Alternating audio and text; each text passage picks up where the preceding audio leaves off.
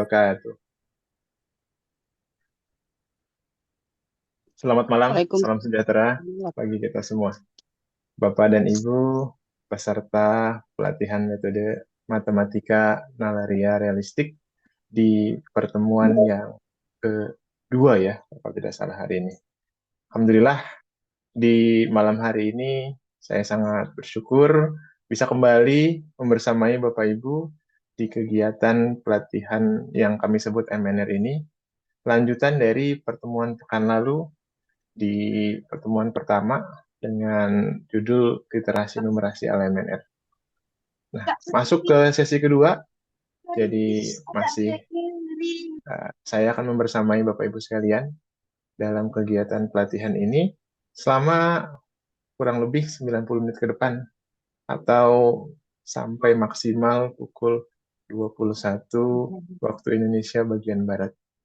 Nah, Bapak Ibu sekalian, terlebih dahulu dengan berdoa, marilah kita langsung saja kita simak apa yang akan dibahas di pertemuan kedua pada malam hari ini.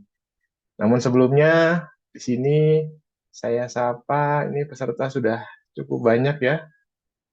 Pertemuan pekan lalu itu kalau tidak salah sampai lebih dari 70 ya, Coach. Hampir 90-an. Ini mungkin masih ada yang proses masuk ke dalam Zoom, jadi ya kita tidak menunggu seluruhnya lengkap ya, tentunya sambil berjalan saja, sehingga supaya tidak habis waktunya untuk eh, menunggu teman-teman yang masih mungkin proses dalam masuk ke dalam Zoom. Nah, Bapak Ibu sekalian, marilah kita simak. Saya izin share screen dulu untuk pemaparan malam hari ini. Sebentar. Nah, baik ya, sudah tertampil harusnya di layar atau perangkat Bapak dan Ibu masing-masing. Judulnya Pelatihan Matematika Nalaria Realistik, Pemberian Masalah Nyata. Bapak Ibu, malam hari ini merupakan awal dari langkah pertama di pemberian metode MNR atau matematika nalaria realistik. Dari total ada 6 langkah secara lengkapnya ya. Nanti akan mungkin ditampilkan di layar alur pembelajarannya. Maka ini adalah langkah pertama dalam pemberian materi matematika nalaria realistik.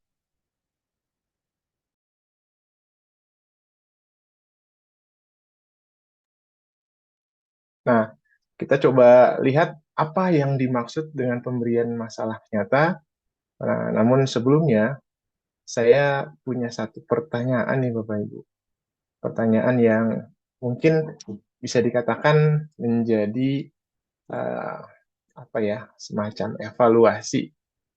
Evaluasi atau yang lagi ramai itu adalah pertanyaan juga yang kemarin sempat Pak Menteri lontarkan ya. Mengapa hasil TKA-nya kurang bagus lagi? Dan ada beberapa penyebab yang beliau sampaikan ya. Terlepas dari itu Bapak Ibu, marilah coba kita sama-sama ketika ada pertanyaan seperti ini,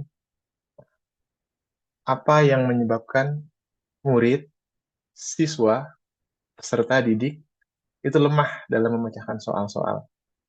Lemah di sini faktanya ya memang dari data-data yang sudah ada, misalnya data terakhir itu TKA.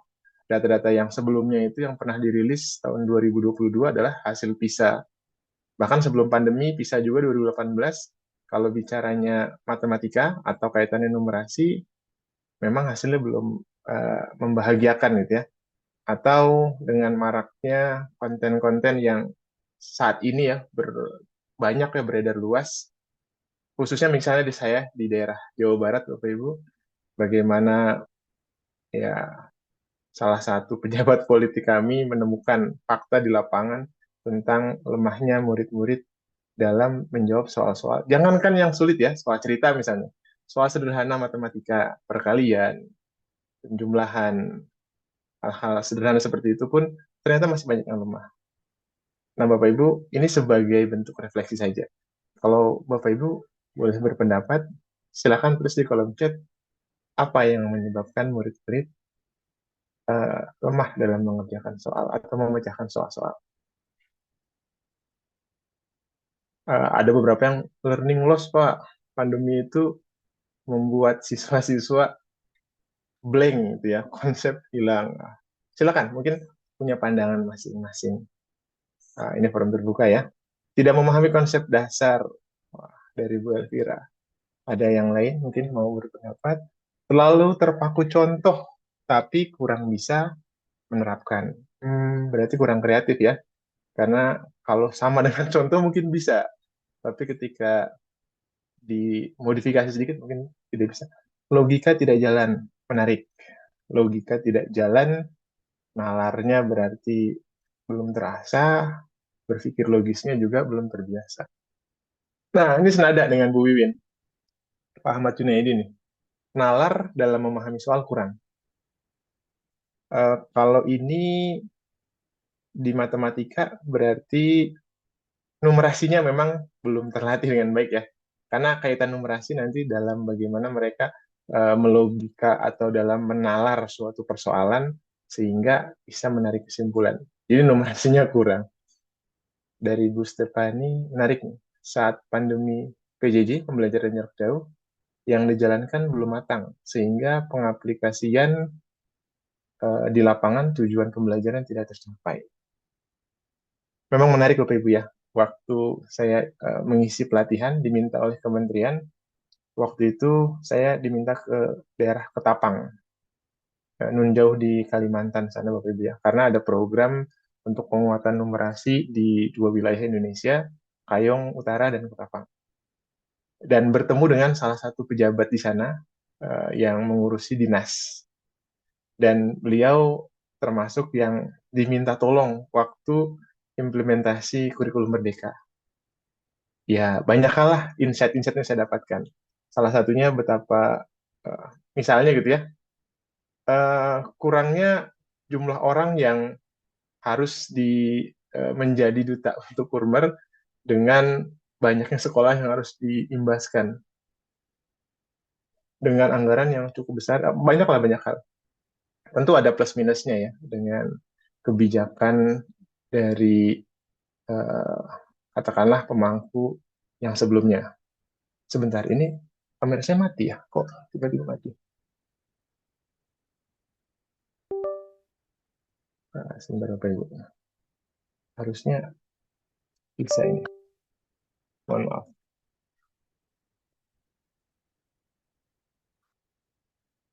Nah, kalau tidak bisa berarti pada kamera.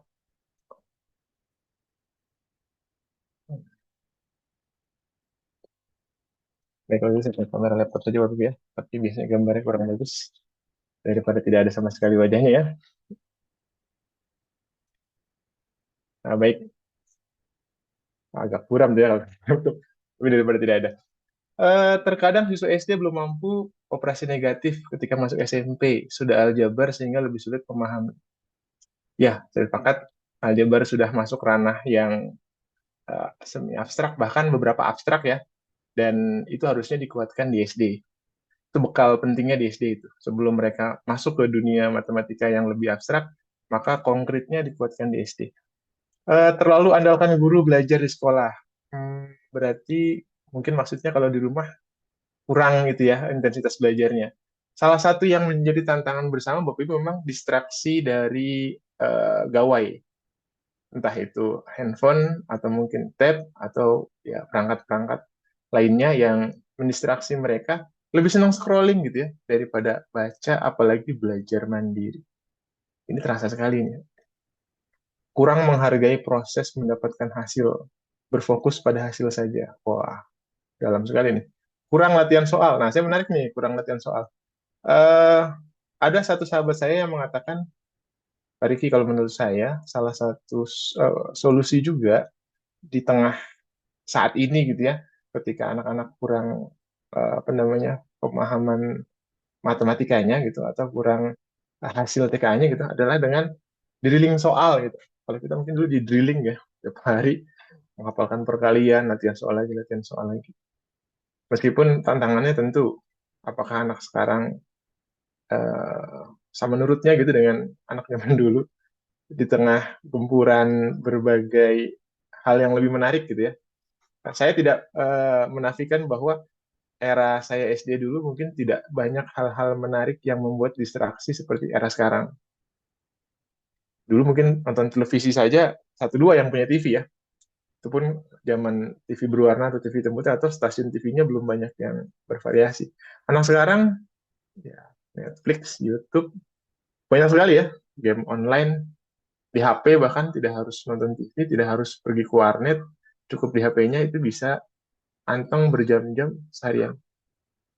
Distraksi digitalnya luar biasa.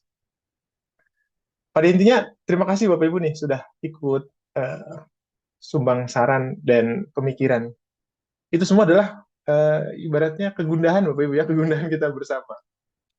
Sebuah hal yang sudah menjadi fakta di lapangan, dan saya yakin Bapak Ibu mungkin bisa lihat itu langsung di kelas Bapak Ibu mungkin, atau Bapak Ibu temukan di sekitaran, mungkin di sekolah Ananda, kalau Bapak Ibu punya putra-putri, atau kalau Bapak Ibu kebetulan juga guru, berarti di kelas sendiri, atau di kelas rekan kerja sejawat, atau melihat di konten-konten sosial media. Alhamdulillah kalau sekolah kita sudah tuntas pembelajarannya, numerasi tercapai. Merupakan sebuah challenge ketika ini dikatakan terjadi di mana-mana gitu. Apakah iya? Nah, saya belum punya datanya tuh. Tapi kalau bicara data, Pak Menteri akan merilis dalam waktu dekat hasil TKA-nya. Apakah itu menggambarkan kemampuan anak Indonesia secara menyeluruh? Secara perwakilan bisa jadi. Karena kan pasti dipilih ya orang-orang dari perwakilan setidaknya se-Indonesia lah. Meskipun tidak menggambarkan utuh itu kemampuan anak Indonesia, tapi itu menjadi sebuah alarm kalau memang pemahaman kemampuan matematika siswa kita masih lemah. Melihat matematika sebagai pengetahuan atau rumus saja, bukan proses dan skill penalaran atau pola berpikir. Ini menariknya. Nah, Bapak Ibu, sekali lagi, ini merupakan refleksi, pertanyaan refleksi, bukan pertanyaan menyudutkan atau mencari kambing hitam siapa yang salah. Arahnya bukan ke sana. Tapi di malam hari ini, saya mengajak Bapak Ibu untuk mengambil satu POV, point of view, sudut pandang. Sudut pandang dari apa? Dari diri kita. Jadi refleksi yang paling pertama saya lakukan ketika memutuskan menjadi seorang guru adalah ketika ada pembelajaran yang tidak tuntas, maka yang paling pertama saya evaluasi adalah diri sendiri. Nah, jadi Bapak Ibu,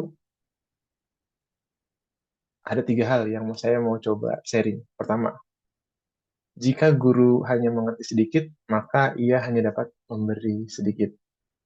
Nah, ini kalimat Pak Ridwan itu, kalau gurunya adalah apa ya, teko gitu, di mana isinya itu adalah ilmu yang dimiliki sang guru, maka jika ada siswa yang haus akan ilmu, cangkir-cangkir yang perlu diisi, ya si guru bisa menuangkan isi tekonya ke cangkir-cangkir tersebut. Jika isinya sedikit, ya cuma bisa ngasih sedikit tuh, Ibu. Jika isinya banyak, bisa memberikan banyak. Bagaimana jika tidak ada isinya? Ya, tidak ada yang bisa diberi. Tentu, saya tidak mengatakan semua guru seperti itu. Masih sangat banyak guru-guru yang berdedikasi tinggi, senantiasa mengupgrade diri, mengikuti perkembangan zaman, mencoba menyesuaikan kebutuhan pembelajaran dengan era-era sekarang. Tapi intinya di poin pertama adalah Bapak Ibu, saya mengajak refleksi. Jika gurunya mengerti sedikit, maka dia cuma bisa memberi sedikit Bapak Ibu. Ketika isi tekonya tidak banyak, maka cangkir-cangkir yang bisa kita isi pun tidak banyak. Hausnya anak-anak akan ilmu, rasa penasaran yang mereka akan sebuah pengetahuan, hal-hal baru mungkin belum terpuaskan. Yang pertama. Yang kedua, sekali lagi ini fokusnya pada ketika saya merefleksi, saya bercermin, maka terlihat bayangan saya sendiri. Ketika guru tidak punya strategi mengajar, maka bisa menyebabkan siswa kurang dapat menyerap pelajaran. Ya, sekarang ini banyak berkembang student center gitu ya, pusat pembelajarannya di siswa. Meskipun mau student center namanya atau pembelajaran yang siswanya aktif segala macam, tetap yang merancang, yang mengkondisikan, yang membuat alur pembelajaran, sutradaranya adalah gurunya. Ya, gurunya lah. Jadi main behind the apanya ya, behind the scheme-nya gitu ya, di balik skema yang begitu rapih film ya sutradaranya gitu. Bagaimana RPP itu dirancang, bagaimana kegiatan pembelajaran itu dilakukan, bagaimana situasi atau kondisi kelas itu di ya dibuat sedemikian rupa supaya siswa bisa menyerap pembelajaran. Saya pernah mengalami juga Bapak Ibu. Mungkin Bapak Ibu pernah ya mengalami ada kelas yang gurunya terlalu dominan dengan metode ceramah. Saya pernah mengalami gitu ya. Ini lagi belajar apa dengerin khutbah Jumat gitu. Satu arah misalnya gitu.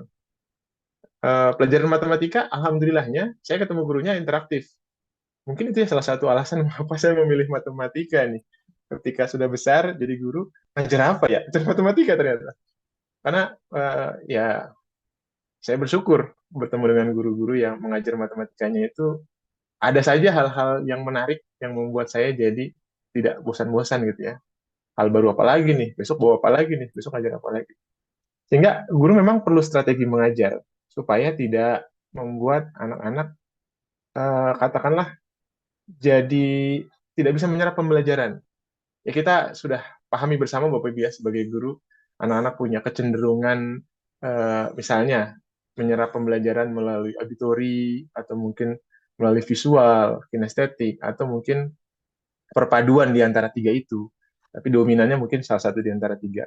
Apakah kinestetiknya, apakah auditorinya, ataukah visualnya. Sehingga ya kalau kita ngajar dengan pola ceramah, mungkin cocok anak auditori. Tapi yang butuh visual mungkin bosan ya, lihat gurunya ngomong mulu gitu. Nggak ada gitu kayak gambar-gambar gitu yang bisa mereka lihat selain kita yang berjawab-jawab seharian. Atau anak yang kinestetik yang senang gerak mungkin ini uh, kita bakal begini nih, 1 jam nih diam di bangku ini di dalam ruangan yang sekian meter kali sekian meter. Mungkin itu jadi salah satu uh, apa namanya evaluasi ketika gurunya tidak memiliki strategi mengajar bisa jadi menyebabkan siswa kurang menyerap pembelajaran. Lalu berikutnya yang ketiga adalah nah saat guru yang peduli dan terus mengajar maka harus tidak pernah berhenti untuk belajar. Jadi kalau gurunya tidak mengupgrade diri maka sangat mungkin siswanya juga tidak memiliki ya apa ya disebutnya ya keterbaruan ilmu. Walaupun siswa sekarang biasanya mengetahui banyak hal yang gurunya mungkin belum tahu karena akses untuk informasi sangat terbuka lebar. Tinggal siapa yang rajin ya mengakses sumber-sumber informasi yang valid. Mungkin era dulu sumber informasi kita adalah ya katakanlah buku-buku yang ada di perpustakaan yang sudah tervalidasi sahihnya gitu ya kebenarannya atau mungkin sumber-sumber ilmu yang sudah disepakati kayak dulu apa namanya ada buku rangkuman pengetahuan umum lengkap gitu ya biasanya ada buku-buku itu tuh kalau ingin tahu informasi secara umum dunia nama ibu kotanya danau terdalam pegunungan tertinggi tokoh-tokoh besar nah itu kan kita dapetnya dari situ era sekarang kan cukup googling ya mungkin ya tanya AI kan dapat semua hanya apakah itu sekedar informasi yang dicari atau memang menjadi informasi yang bermanfaat nah itu menjadi pertanyaan menarik. Sehingga guru tentu diharapkan terus mengupgrade dirinya untuk senantiasa belajar. Nah, maka semoga tidak berlebihan ketika ada satu statement bahwa tidak ada pembelajaran yang membosankan. There are no boring lessons, only boring teachers. Sekali lagi Bapak Ibu, ini merupakan satu refleksi. Tidak ada pembelajaran yang membosankan, tidak ada ilmu yang dikatakan, wah belajar ini mah bosenin, pelajaran ini mah tidak mengasihkan. Tapi bisa jadi karena yang menyampaikannya tidak dapat menemukan keasikan dari ilmu yang dibawakan. Saya termasuk orang yang tidak terlalu menyukai sejarah waktu SMA, tapi pada kenyataannya ternyata dulu kenal saya dengan sejarah Bapak Ibu hanya dengan diminta oleh gurunya membaca buku bergantian di kelas. Sehingga saya yang senangnya bergerak dan melihat gambar, hanya mendengarkan orang lain bercerita, jadi tidak begitu tertarik. Kenapa? Karena tidak terbayang karena saya visual dulu mungkin ya waktu masih SMP SMA senang melihat ada gambar-gambar atau mungkin sambil bermain peran gitu. Nah, ketika hanya mendengarkan kisah-kisah tidak terlalu masuk. Hingga sampai pada saat saya menjadi guru, ada rekan kerja saya, salah satu alumni perguruan tinggi, membawakan sejarah dengan pendekatan yang berbeda. Oh, baru saya mulai terbuka. Ilmu itu nggak membosankan. Yang membosankan yang membawakannya. Saya pernah juga bingung bagaimana memahami fisika, ternyata sama. Bagaimana kimia kok menarik dengan pembelajaran tentang molekul-molekul C, karbon, dan segala macam, ternyata butuh prakteknya. Dan itu tidak saya dapatkan gitu lah ya. Sehingga bukan ilmunya yang membosankan, bukan pelajaran yang membosankan, tapi yang membawakannya belum menemukan sebuah metode, sebuah cara yang menjadikan ilmu tersebut jadi menyenangkan. Nah, Bapak Ibu sekalian, mungkin itu pengantar awal. Jadi, saya tidak memaksa Bapak Ibu sepakat ya dengan yang saya sampaikan di layar, tapi ini setidaknya menjadi satu cerminan, menjadi satu refleksi untuk kita sebagai seorang guru. Oh, ngomong-ngomong guru ya, selamat Hari Guru Bapak Ibu. Nah, Bapak Ibu sekalian, semoga segala sesuatu yang dilakukan sebagai guru terhitung sebagai amal ibadah dan amal jariah yang dicatat oleh Tuhan Yang Maha Kuasa. Nah, Bapak Ibu sekalian, maaf berapa kali pertemuan, silahkan dilihat Bapak Ibu ya di playernya. Soal pasti ada waktunya, karena ada alurnya. Soal biasa sampai soal susah ada waktunya nanti. Karena dua pertemuan memang tentang mengenalkan MNR dan malam ini tentang langkah pertama dalam MNR. Belum waktunya bahas soal. Kemarin sudah ada soal, 3 soal yang sudah kita bahas. Nah, Bapak Ibu sekalian, sekarang kita masuk ke alurnya. Ini alur yang akan dibahas sesi per sesi. Eh, yang pertama sudah kita bahas pekan lalu tentang literasi numerasi MNR. Bagaimana numerasi itu memang penting untuk anak-anak. Dan kami mengambil satu pendekatan untuk menguatkan numerasi dengan cara MNR, matematika nalaria realistik. Kemarin sudah saya contohkan soal seperti apa yang dikatakan soal mengasah nalar. Soal MNR kalau bahasa di KPM. Ada bukunya, ada. Ada buku MNR dasarnya, ada buku pintar MNR-nya, ada. Bahkan buku olimpiadanya ada. Sampai saya katakan urutan di KPM, di MNR itu adalah arahkannya jadi 3 fase gitu ya. Kalau dari mulai kurikulum mereka tuh ada CP-CP gitu ya, ada fase-fasenya, fase 1 dan seterusnya. Kalau saya membaginya fase di MNR itu, fase 1 adalah fase suka, cinta gitu ya, gemar, hobi ya, apapun namanya, fase suka terhadap pelajarannya, fase 1 tuh. Nah, nanti kita bahas di alur 1, pemberian masalahnya. Nanti masuk ke fase 2 yaitu bisa. Bisa di sini berarti dia paham, dia mengerti, dia bisa. Bisa apa? Bisa memahami, bisa mengimplementasikan, bisa mengerjakan, bisa menerapkan konsep yang dipelajari. Nah, dari bisa ini nanti di pemahaman konsep dibahasnya, dan biasanya ini memakan proses paling lama dalam proses pembelajaran ala MNR. Nah, dari bisa ini, maka masuk fase 3, yaitu kami menyebutnya fase juara. Jadi kalau anak-anak sudah menyukai pelajarannya, mencintai ilmunya, menggemari belajar prosesnya segala macam, memahami, bisa dia, bisa mengikuti pelajaran, bisa mencapai KKM, bahkan bisa melebihi KKM, bisa mengimplementasikan konsep-konsep yang dipelajari, maka baru masuk fase 3. Fase 3 itu adalah fase juara. Jadi fase 1 dan 2 ini dari MNR harapannya tercapai. Fase 3 itu adalah fase yang tidak harus seluruhnya masuk ke fase 3. Kenapa? Karena untuk masuk fase 3, berarti fase 1 dan 2 itu harus tuntas. Apakah semua orang harus jadi juara di matematika? Tidak perlu.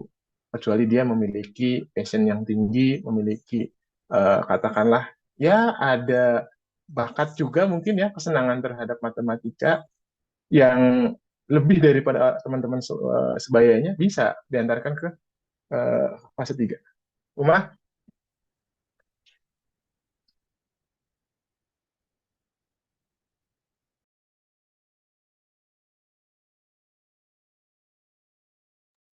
Nah, itu adalah versi MNR Bapak Ibu. Menjadi fase 1 suka, fase 2 bisa, fase 3 juara. Nah, itu dituangkannya dalam MNR jadi 3 tahap, yaitu ada penalaran dan komunikasi, ada pemecahan masalah, dan ada eksplorasi. Jadi, kalau nanti kita membahas soal, pas di pertemuan pemecahan masalah, Bapak Ibu akan ketemu soal-soal yang malah bikin masalah. Kenapa? Karena tidak istilahnya tidak langsung bisa ketemu, tidak langsung bisa dipecahkan kalau anak-anak belum memiliki keterampilan problem solving. Jadi tidak setiap pertemuan ada soal-soal yang dibahas. Kenapa? Karena sebelum membahas soal-soal, mereka perlu bekalnya dulu. Sebelum belajar jurus-jurusnya, nah, ibaratnya kalau bicara tentang sebuah apa namanya ilmu bela diri, sebelum belajar jurus-jurusnya, maka pelajari dulu dasar-dasarnya, kuda-kudanya, posisi postur-postur tubuh segala macamnya ya, supaya apa? Supaya nanti ketika belajar jurus tidak kesleo, tidak terjadi hal-hal yang tidak diinginkan, memahamilah esensinya.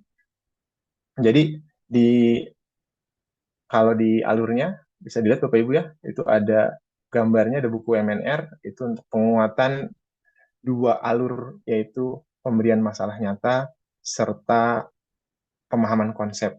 Disebutnya buku MNR, buku Matematika Nalaria Realistik. MNR ini untuk bukunya ada di buku SD dulu Bapak Ibu ya. Kalau matematik, kalau IPA itu SNR. Kalau di SMP dan SMA sudah proses ya. Sudah banyak nanyain Pak Riki buku SMA-nya kapan? Nah, buku SMA tuh di semester genap berarti ya, Januari mungkin sudah ada nanti. Sementara ini yang sudah ready dari dulu adalah buku SD SMP untuk pintar MNR.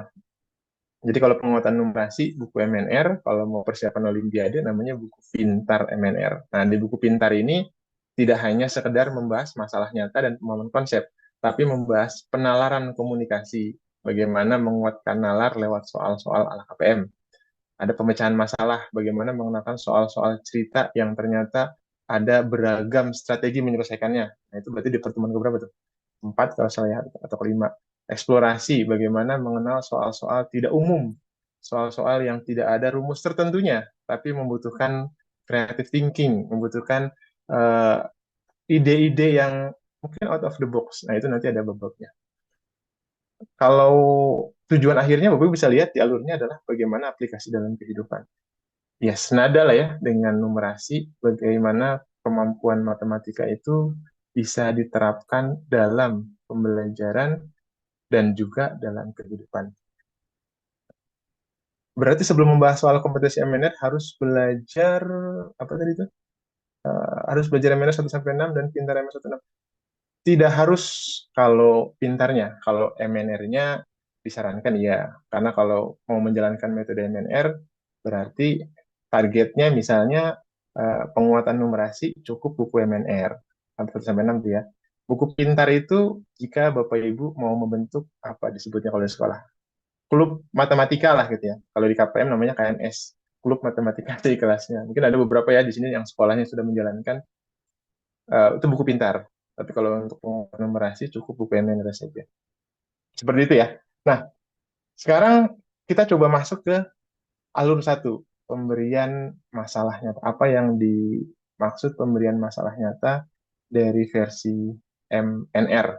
Maka saya coba tampilkan di sini ada 3 bab, Bapak Ibu. Pertama, pengertian dan target masalah nyata itu apa. Kedua, kriteria pemberian masalah nyata.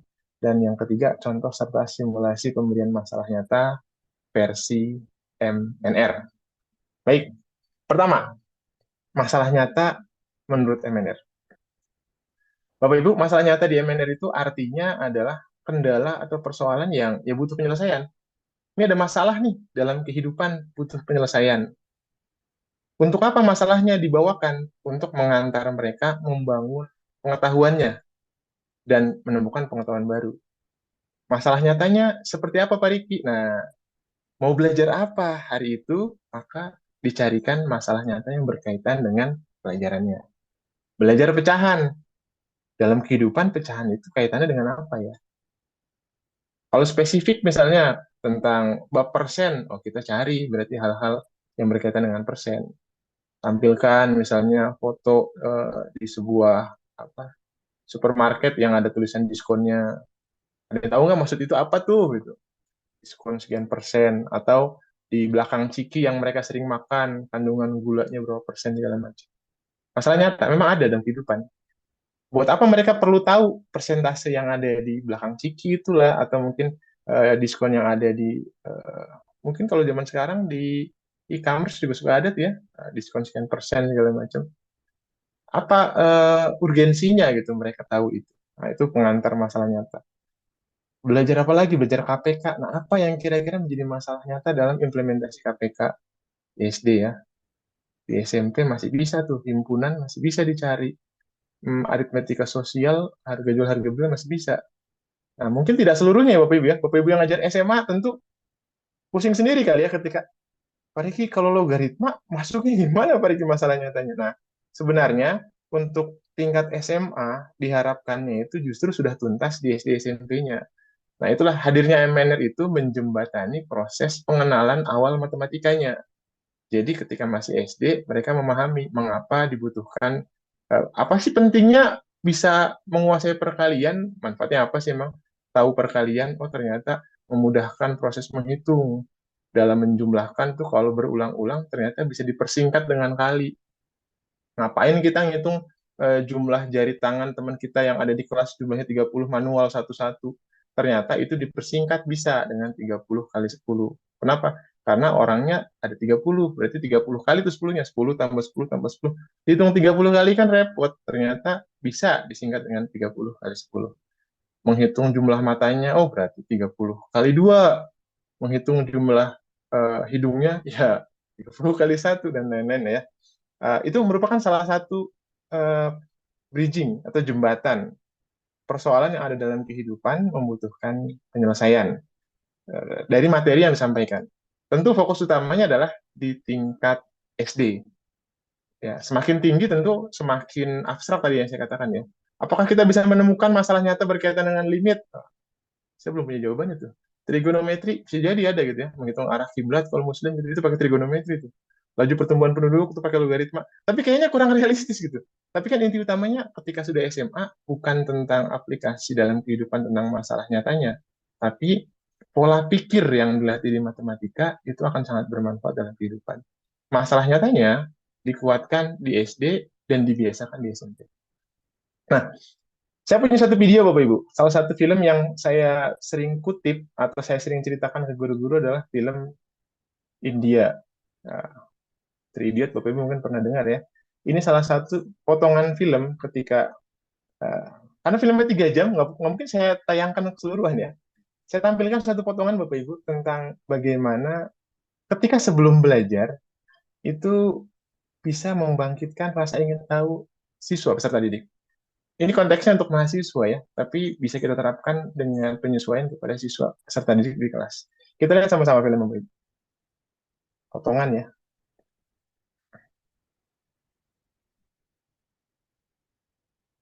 Menurut Bapak Ibu, insight apa yang bisa kita dapatkan dari potongan video pendek tadi Bapak Ibu? Itu kan tadi si Ranco, salah satu mahasiswa kritis, ngomentarin sebenarnya ke pihak rektorat bahwa ya, kan temennya ada yang bunuh diri ya karena tekanan dari tuntutan lah dari kampusnya gitu, dan mencoba memberikan masukan bahwa metode pembelajarannya kurang pas nih gitu. Harusnya kalau belajar itu begini-begini gitu. Oh gitu. Wah, bukannya nerima malah marah pihak rektoratnya dan dosennya nyeret si rancunya untuk coba ngajar, jangan teori doang gitu. Tadi yang dilakukan seperti itu. Ada insight yang saya Bapak Ibu bisa sharing Bapak Ibu, kira-kira apa yang bisa kita coba ambil satu poin atau mungkin beberapa poin terkait kita sebagai guru atau mungkin pembelajaran di kelas. Komunikatif aktif, wah menarik tuh ya dari Bu Fitri. Belajar bukan hanya sekedar membaca atau menghafal, tapi harus paham. Wah, cakep. Lucu ya tadi ya. Bukannya di apa diindapkan dulu, mereka malah nyari langsung definisinya, padahal dikerjain. Aduh. Tujuan utamanya Rancu kan biar ada rasa ingin tahu ya, rasa curiosity-nya bangkit gitu sebelum nyari. Komen siswa karena metode yang kurang sesuai. Wah, mengajak siswa untuk punya rasa ingin tahu hal baru. bukan berlomba jadi lebih baik. Wah, mantap. RA siapa nih? Bapak atau Ibu nih? Belajar bukan hanya untuk cari nilai. Filosofi sekali ya. Mantap, Bu Paramita. Banyak Bapak Ibu ya, insight yang bisa kita dapatkan dari sebuah potongan video pendek. Belajar bukan hanya untuk cari uang semata, tapi untuk survive dalam kehidupan. Ya, ini menarik nih dari sebut Umair. Belajar bukan untuk cari uang ya. Walaupun pada akhirnya nanti ya kebutuhan dari uang butuh belajar juga. Tapi bukan semata untuk itu, tapi untuk survive. Mindset keluar dari kebiasaan. Wah, dari Pak Ahmad Junaidi, Lumajang.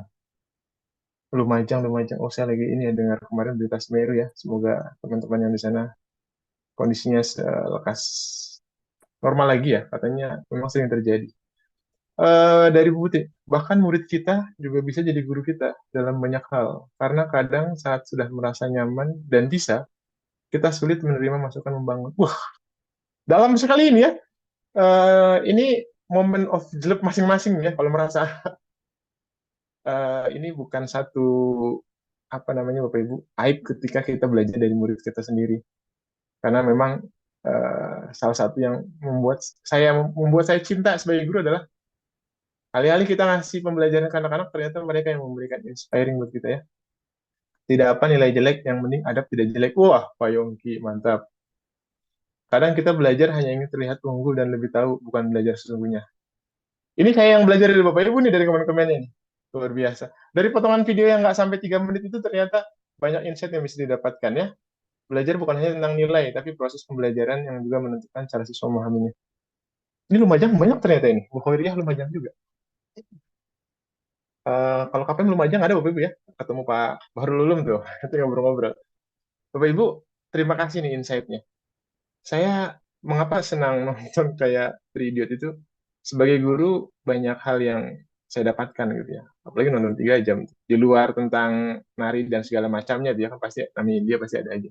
Tapi banyak hal yang saya dapatkan dari film-film, banyak ya, tidak hanya Three Idiot, Super 30, ada yang Tara Zaman, apa tuh, agak susah nyebut judulnya tuh, yang anak berkebutuhan khusus itu, American juga main. Tapi banyak insight yang saya dapatkan sebagai guru. Meskipun itu film, tapi menggugah, oh, sebagai guru tuh harus seperti ini, termotivasi untuk begini dan begitu, seterusnya. Nah, tadi luar biasa insight yang Bapak Ibu berikan. Jadi, itu yang diinginkan di MNR. Sebelum membahas konsep-konsepnya, sebelum membahas tentang bagaimana rumus-rumusnya, bagaimana praktek keilmuannya, gitu. Konsep bahwa pecahan terdiri dari pembilang dan penyebut. Kalau mau disederhanakan berarti dibagi dengan FPB-nya. Kalau mau dibuat penjumlahan, perhatikan penyebutnya sama atau tidak. Kalau beda berarti cari supaya sama, pakai KPK atau pakai kali silang. Itu sudah masuk ke taraf konsep Bapak Ibu. Tapi yang pertama kali menjadi bridging jembatan di MNR, harapannya adalah, emang buat apa Pak kita belajar MNR? Pentingnya apa Pak? Nah, hal-hal seperti itu bisa lah. Walaupun tidak semua anak pasti nanyain kayak gitu. Tapi setidaknya mereka mendapatkan sebuah hal baru dengan belajar ini. Nah, kalian pasti kan ada ya Bapak Ibu ya, ketika setelah persepsi itu kita saat ngajar biasanya di RPP itu membacakan tujuan pembelajaran. Nah, disitulah masuk gitu. Masalah nyata itu adalah mengapa kita belajar ilmu yang pada hari itu akan disampaikan. Jadi memang harus disampaikan tujuan pembelajarannya. Tujuan pembelajarannya adalah supaya kalian dapat memahami bagaimana mengoperasikan pecahan yang berpenyebut sama misalnya gitu. Ya hal seperti itu kan perlu disampaikan supaya mereka tahu arah tujuan belajarnya itu mau ngapain, mau kemana. Nah, masalah nyata yang dimaksud di MNS Bapak Ibu itu punya target. Ya kalau tadi di video, nah di sini versi MNR-nya ada 3 target Bapak Ibu. Semoga kebaca nih ya tulisannya kecil-kecil banget. Utamanya Bapak Ibu itu ada 3 hal yang ingin dicapai dari pemberian masalah nyata di MNR. Satu, membangkitkan daya tarik minat belajar. Jadi kalau kata tadi Ranco, apakah dengan diberikan Farhani trade pre-regulation, regulation gitu, apakah ada sesuatu yang terpantik? Apaan tuh? Nyari semangat gitu ya. Terlepas dari nyari semangatnya karena pengen diakui bahwa dia pinter atau pengen dia penasaran karena ini ilmu baru apa yang lagi diajarin gurunya. Terlepas dari itu, tapi ada motivasi untuk apa nih gitu. ya kelihatannya kan tadi kan kalau kata Rancu berlomba-lomba karena pengen ya katakanlah ya anggap yang paling cepat bisa, yang paling tahu dan seterusnya. Apa tadi kata dia? Well trained, not well educated gitu ya. Terlatih dengan baik tapi bukan terdidik dengan baik. Nah, inginnya ada daya tarik minat belajar sehingga anak-anak menikmati proses belajarnya. Masalah nyata itu kalau di MNR itu bisa dibawakan dengan melalui ice breaking sambil eh, contohnya ya kalau masalah nyatanya apa misalnya kelipatan gitu. Ice breakingnya itu adalah dengan bermain dengan anak-anak di ruangan, anak-anak latihan pola saja gitu. Kita berhitung ya, satu sampai berapa jumlah siswa di kelas nih? Ada 40. Nah, kita akan bermain konsentrasi setiap kali Bapak bacakan nanti 1 sampai 40. Aturan pertama, nanti kalau 4 dan kelipatannya, angkat tangan kanan. Nah, kita praktekin tuh. 1, 2, 3, 4, angkat tangan kanan. 5, turun. 6, 7, 8, naik lagi. Kita akan tahu sudah berapa orang anak yang paham tentang konsep kelipatan. Oke, itu perhatikan ya, itu akan tetap kita mainkan. Nambah sekarang, eh, tantangannya yang kedua nih. Kalau kelipatannya 5, angkat tangan kiri. Ingat ya, yang tadi tetap tuh dipertahankan. Kalau kelipatan 4, angkat tangan kanan. Nanti 1, 2, 3, 4, tangan kanan. Pas 5, tangan kanan turun, tangan kirinya naik. Kita lihat lagi tuh, siapa yang udah paham nih kelipatan 4 dan 5. Apakah masih ada yang bengong-bengong? Ini maksudnya apa? Angkat tangan, salah tangannya, atau bagaimana? Dan ketika dihitung sampai 40, harusnya kan ada kondisi ketika misalnya 20. 20 itu akan kita lihat berapa banyak anak yang memahami bahwa saat 20 tangannya itu kan dua-duanya. 4 naik, 5 naik. Itu pakai ice breaking. Sampai 40 berarti kan 2 kali kejadian kayak gitu. Itu konsep awal sebelum masuk, itu masalah nyata awal sebelum masuk ke pemahaman konsep tentang kelipatan persekutuan. Bukan pakai ice breaking. Mereka nggak sadar bahwa ice breaking itu sambil gerak-gerak tapi sambil melatih konsentrasi, sambil ngajarin pola. Ya kembalinya itu Bapak Ibu ya. Gurunya yang punya strategi, gurunya yang Pak, anak saya susah di kelas diatur. Karena memang kita harus effort dulu Bapak Ibu mengkondisikan anak di awal. Saya sampai harus nyari ilmunya itu kan mungkin di kuliahan nggak dapet, maka saya nyari Bapak Ibu ke pelatihan-pelatihan para motivator, bagaimana membuat audiens fokus sama yang ngomong, bagaimana yang kita dengarkan itu bisa membuat mereka jadi menyimak intonasi, diksi, pemilihan kata, gestur tubuh. Ternyata banyak hal yang membuat, oh, omongan kita itu kadang nggak didengerin, terlalu cepat kalau ngomong. Tangannya nggak aktif, hanya keras suara doang. Banyak hal ternyata ya. Diksi kita penekanannya pada hal yang perlu diperhatikan dan yang tidak mungkin belum tepat. Sesederhana itu saja Bapak Ibu, ilmunya bisa jadi belum kita dapatkan di bangku kuliahan. Nyari sendiri tuh. Ikut ilmu-ilmu dari motivator, dari para begawan-begawan pelatihan yang apakah bermanfaat? Ternyata bermanfaat Bapak Ibu. Cara kita berjalan di kelas supaya anak nggak pusing. Ini guru mondar mandir, mondar mandir. Ternyata ada caranya. Saat kita bicara, sebaiknya diam di satu posisi. Jalan, jangan sambil ngomong. Sudah berhenti, ngomong lagi silahkan. Kalau sambil ngomong sambil jalan, ya kan mau nggak mau kita dengerin sambil orang lalu lalang. Pusing dengerin. Itu ternyata ada caranya. Membuat suasana jadi lebih dramatis. Segala macam lah. Membawa benda-benda konkret kalau di SD. Menampilkan gambar, grafik, bagan, tabel relevan. Salah satunya itu adalah cara agar daya tarik minatnya anak bangkit. Yang kedua, kaitkan dengan kehidupan anak. Satu, materi ajarnya terkait dengan kehidupan sehari-hari. Kalau kita mengajar di perkotaan, kaitannya dengan perkalian, menghitung jumlah roda mobil misalnya di parkiran, atau menghitung jumlah roda motor yang ada di halaman sekolah, atau hal-hal sederhana yang ya di perkotaan misalnya. Kalau di pedesaan, mungkin tahunya adalah becak misalnya, kalau masih ada becak, gerobak kalau misalnya ada gerobak, pedati, atau misalnya apa hal-hal yang kira-kira sering diamati oleh mereka. Ya paling gampang sih yang di kelas aja ya, di sekitaran kelas. Kaitan dengan kehidupan sehari-hari mereka. Lalu menunjukkan manfaat materi. contohnya tadi yang saya sampaikan ya, perkalian itu arahnya kemana? Oh, penjumlahan berulang. Jadi menghitung sesuatu yang berulang-ulang itu bisa disebut dengan nama perkalian. Jadi kalau ngitung ya jumlah tangan orang kan dua-dua semua tuh. Berarti kalau ada teman saya 20 orang, ya artinya 20 kali dua. Itu menyingkat daripada satu 2 3 4 5 6 7 8. Nah, itu kan di membilang gitu ya, ternyata bisa dipersingkat dengan perkalian. Atau pentingnya, ya sederhananya biasanya paling sering dilakukan oleh kita guru-guru adalah mengapa butuh perkalian supaya kalian tahu saat nanti besar jadi orang tua, resep dokter tuh paham 3 kali 1 itu adalah satu butir, satu butir, satu butir. Jadi waktunya 3 kali, kadang pagi, siang, malam. Bukan berarti 3 kali 1 itu 1 kali minum, 3 kali obat. Sama-sama tiga sih, tapi ya dosisnya beda per dosis yang ada. 3 kali 4, 4 kali 3, kan sama-sama 12. Nah, ketika disuruh ngumpulin foto 3 kali 4, yang dikumpulin 4 kali 3. Bukannya bagus fotonya, lebar ke samping. Kan supaya mereka paham, memang berbeda. Memang ada hal yang perlu dipelajari. Ya penting nggak belajar perkalian, penting Pak. Supaya mereka paham kaitan dalam kehidupan. Yang ketiga adalah mempermudah masuk tahapan membangun konsep. Jadi sebagai jembatan Bapak Ibu ya, sebagai bridging sebelum kita kayak tadi tuh kelipatan persekutuan terkecil KPK. Ya kita nggak langsung ngomongin anak-anak kita akan belajar KPK hari ini.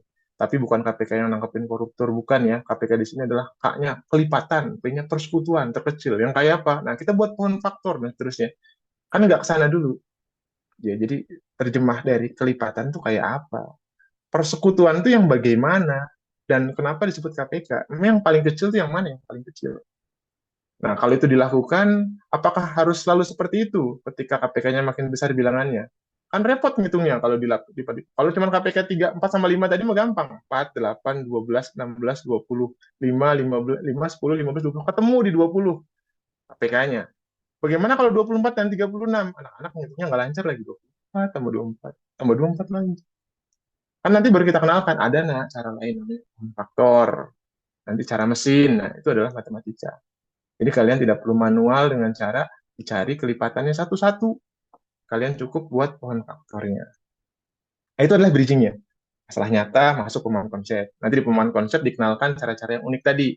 Di penalaran komunikasi dipadukan soal ceritanya kayak apa. Jadi sabar Bapak Ibu ya. Memang arah kita nanti ke sana. Bahas soalnya ada jelas. Nanti ada waktunya Bapak Ibu. Sepanjang materinya adalah membahas soal. Dan tentunya kita akan saling sharing.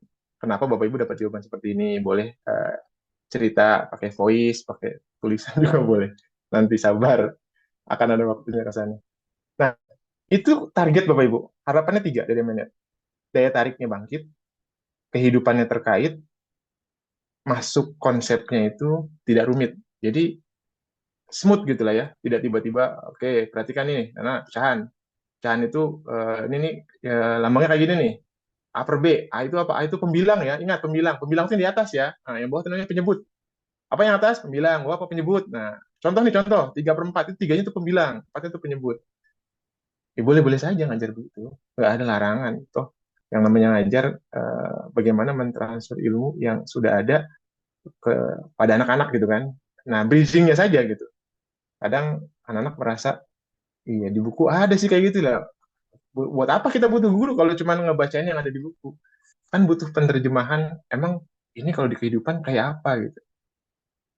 Kan kita bisa bawa alat peraga, maksud 3/4 itu apa sih? Ya ada satu kertas dibagi 4 sama banyak nih.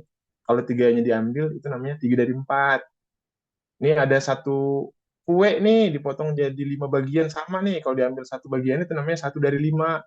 Ditulisnya seperti ini. Ah. Itu kan banyak jembatan untuk masuk tahapan bangun konsep. Yang pertama itu Bapak Ibu, target. Yang kedua adalah kriteria. Seperti apa masalah nyata yang dimaksud di MNR? Nah, ada 5 kriterianya. Satu, sesuai dengan pengetahuan yang dimiliki anak. Bapak Ibu tentu kita ngajar kan eh, ada istilahnya latar belakang siswa yang perlu kita perhatikan ya. Kita ngajar siswa di daerah mana. Tentu penggunaan bahasa, penggunaan istilah itu akan mempengaruhi. Contoh, Kata tablet, apakah familiar dengan, contohnya saya lagi ngajar pakai tablet ya Bapak Ibu. Ya anak-anak kota mungkin paham. Walaupun kalau sekarang ini mungkin sudah banyak yang paham ya tablet itu maksudnya bukan tablet obat. Tapi kan masih ada daerah-daerah tertentu yang memahami tablet itu adalah salah satu jenis obat selain kapsul yang kalau obat lagi sakit minumnya tablet. Nah, kita tiba-tiba pakai istilah tablet dengan PD-nya gitu ya. Ayah memiliki tablet ukuran 15 cm kali 20 cm. Anaknya bingung, itu obat apa Pak, gede banget Pak. Ya kan karena nggak nyambung gitu ya. Jadi kita perlu sesuaikan dengan pengetahuan anak-anak. Kecapi di daerah perkotaan mungkin nggak tahu bahwa itu adalah sebuah buah-buahan. Tahunya alat musik gitu ya. Ternyata ada daerah tertentu yang tahunya kecapi itu adalah malah buah, bukan alat musik. Sebaliknya bisa berlaku. Yang kedua, menyesuaikan dengan cara berpikir. Saya langsung tampilkan lima-limanya nih. Nah, yang kedua adalah menyesuaikan dengan cara berpikir. Tentu cara berpikir anak kelas 1 dengan kelas 5 berbeda. Kalau kita bicaranya tentang bangun ruang, maka anak kelas 1 yang akan kita kenalkan adalah seperti apa bangun ruang sederhana. Benda-bendanya biasanya. Balok tuh kayak apa? Bendanya dalam kehidupan tuh yang mana? Kubus tuh kayak apa? Bendanya apa? Dan lain-lain lah gitu ya. Makin naik tentu akan nambah ilmunya. Nggak mungkin anak kelas 1 kita jelaskan tentang sifat-sifat dari bangun ruang.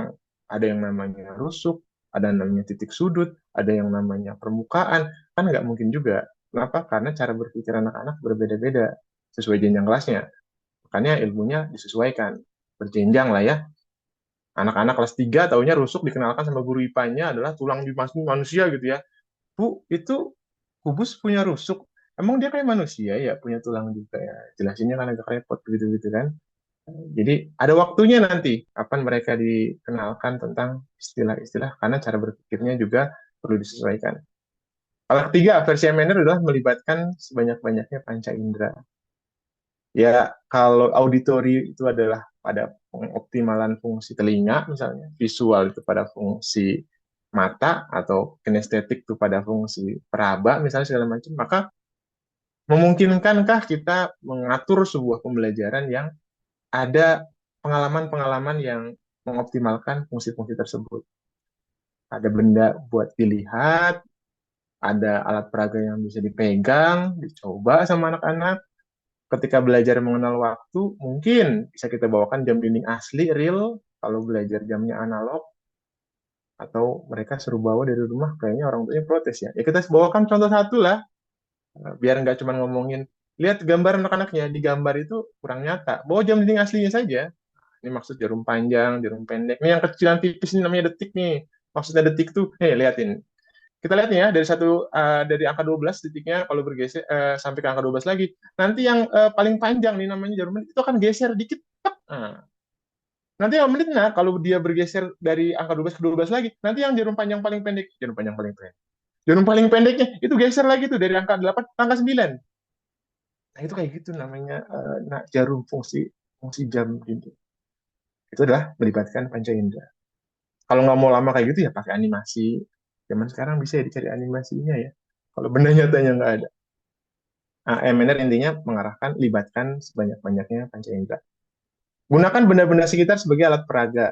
Tadi sudah saya sampaikan di tujuannya membuat daya tarik adalah gunakan alat peraga. Tidak perlu jauh-jauh di kelas, lingkungan sekolah, lingkungan yang paling mereka familiar ya dua itu ya di kelas di dalamnya sekolah gitu.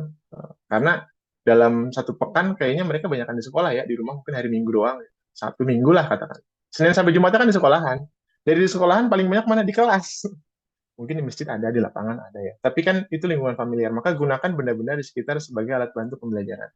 Bangun ruang berarti kalau ngomongin balok-balok kubus segala macam, benda-benda yang di sekitar sekolahan. Bangun segitiga, bangun segi empat, bangun misalnya trapesium, cari-cari yang ada di sekitar situ. Kalau nggak ada benda nyatanya ya pakai alat peraganya. Terakhir, kembangkan otak kiri, otak kanan secara seimbang. Saya termasuk yang dulu cenderung relatif otak kiri, Bapak Ibu. Jadi senangnya mengukur, senangnya itu ya ngitung-ngitung gitu lah. Sampai sekarang mungkin masih. Tapi ternyata mengasihkan kalau belajar itu diseimbangkan dengan otak kanan. Perlulah sesekali senam otak gitu ya. perlulah sekali di setel video ada lagu-lagu yang berkaitan dengan pembelajaran. Sekali lagi ya, berkaitan dengan pembelajaran. Untuk apa? Memudahkan hafalan mereka. Jadi, apakah hafalan diperlukan dalam pembelajaran matematika? Tetap diperlukan. Kenapa? Karena itu untuk memanggil satu ingatan yang tidak perlu harus proses gitu ya. 5 kali 6 daripada mereka 6 tambah 6 tambah 6 5 kali, walaupun jago ngitungnya, lebih baik kan dihafal 5 kali 6 30, 6 kali 5 30 juga. Kok tahu sih? Kan komutatif, Pak, bolak-balik sama. Nah, maksudnya itu kan hafalan. Tetap perlu. Nah, tapi di sini OMNR kembangkan dan optimalkan juga otak kiri otak kanan secara seimbang. Belajar matematika itu biasanya cenderung otak kiri. Kalau gurunya matematis banget, otak kiri banget, itu biasanya papan tulis penuh dengan angka tuh. Dan penjelasannya juga sangat matematis. Apakah itu salah? Itu tentu tidak saya tidak bisa mengatakan satu pembelajaran salah sepenuhnya ya.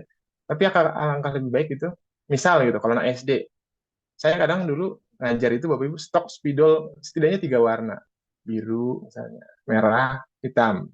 Beberapa penekanan tertentu saya kasih merah atau saya kotakin merah supaya mereka fokus, menarik lagi warna-warni. Untuk anak SD ya, anak SMA alay banget gurunya warna-warni gitu kan tentu beda-beda.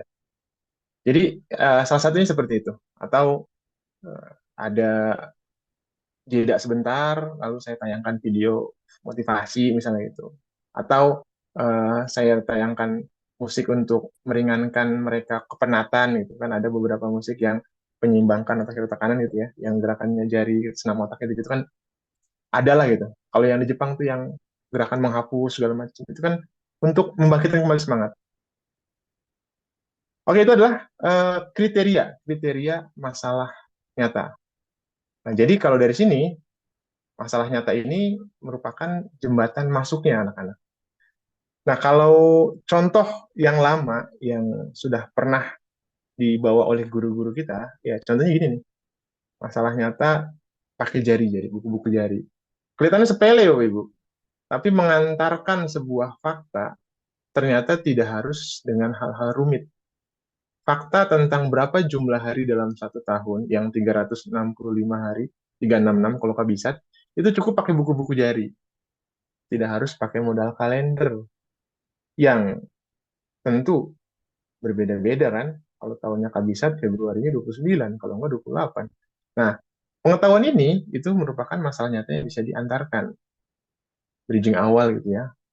Januari menonjol 31, Februari 28 kalau bukan kabisat, 29 kalau kabisat. Maret, April, dan seterusnya. Itu kan fakta, Bobby. Fakta yang dibawakan dengan sebuah informasi menarik gitu. Mungkin mereka pulang ngasih tahu, mama, aku punya ini loh. Aku tebak-tebakan berapa mah bulan Desember, jangan lihat kalender ya, mah bulan Desember ada berapa hari. Aku tahu dari bu guru nih begini. Padahal kata maknya ya dulu memang diajarin kayak gitu.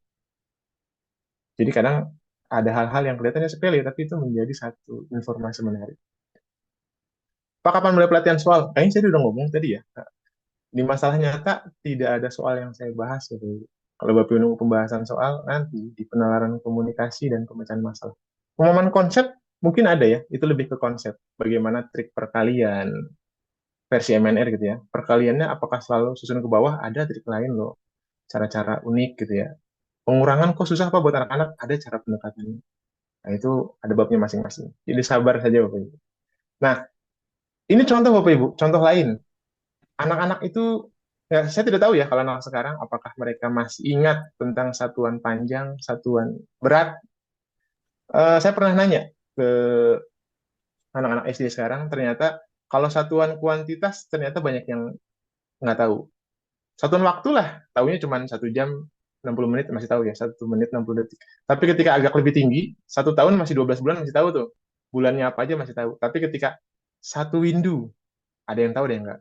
Satu lustrum, banyak yang nggak tahu. Lustrum itu apa, Pak? Satu abad, pada tahu. Satu dasawarsa, tidak tahu. Apalagi kuantitas. Satu rim, kalau kertasnya, tahu nggak? Satu kodi, satu gross. Itu satu kuantitas. Yang cukup rumit ya. Panjang, Bapak Ibu. Satuan panjang. Kalau Bapak Ibu pernah menyimak tentang berita dulu hilangnya pendaki di ke salah satu gunung dari sebuah negara, itu baca komen-komennya miris saya waktu itu. Kenapa? Karena ternyata ada yang numerasinya parah banget. Padahal orang dewasa ya. Jadi ketika terjatuh sekian meter, kan cuman deket doang gitu. Ternyata tidak memahami esensi meter itu membandingkan dengan sentimeter itu, apakah nggak kebayang gitu ya. Kesannya kayak 60 meter itu kan nggak dalam. Coba itu ya, rumah aja cuma 3 meter. Nah kalau 60 meter berarti kan 20 rumah ditumpuk. Seberapa nggak dalamnya itu.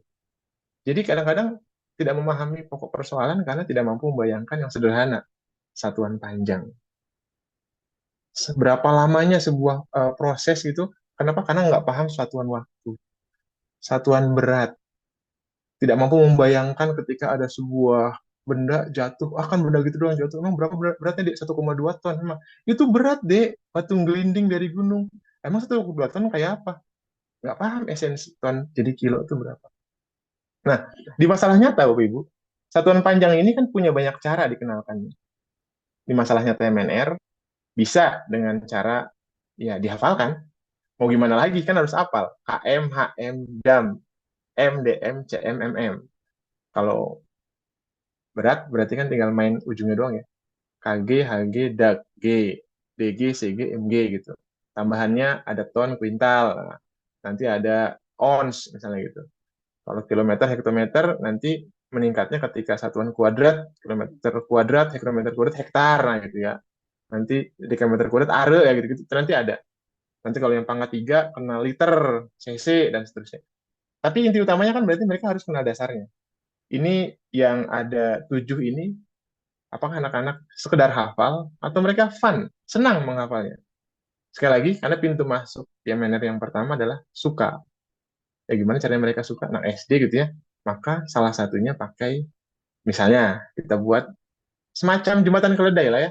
Supaya mereka, daripada mereka suruh ngapalin KM, HAM, DAM, MDM, CM, MM, maka dibuat kalimat penghubungnya. Ini hanya contoh ya.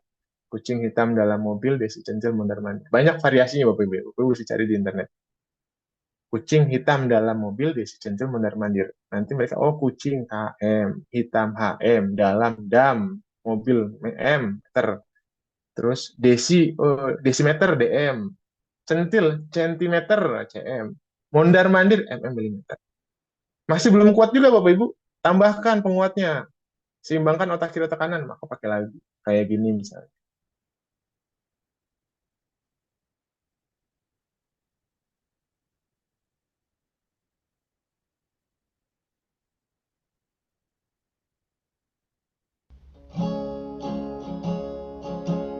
Kucing hitam dalam mobil, desi centil mondar mandir. Iya iya oh. Kucing kilometer, hitam hektometer, dalam dekameter, mobil itu meter, desi desimeter, centil sentimeter, mondar mandir milimeter, ku tahu semua. Turun satu tangga, tambah 01. Turun dua tangga, tambah 02. Naik satu tangga, hilang 01. Begitu seterusnya peraturannya.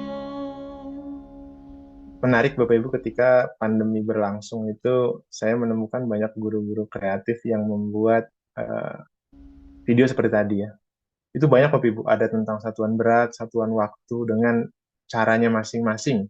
Ketika mereka ingin lebih, anak-anak tuh lebih mudah dalam menghafalkan satuan panjang, satuan waktu. Lagunya disesuaikan dengan lagu anak-anak. Pakai lagu bermain layang-layang, ada pakai lagu menanam apa tuh? Menanam yang ya pokoknya lagu anak-anak lah. Banyak, itu banyak sekali. Memudahkan lah. Saya pernah lihat juga ada guru IPS supaya hafal nama ibu kota pakai lagu. Itu luar biasa. Betapa kreatifnya guru-guru ketika dituntut ya, ternyata bisa loh keluar kreativitasnya.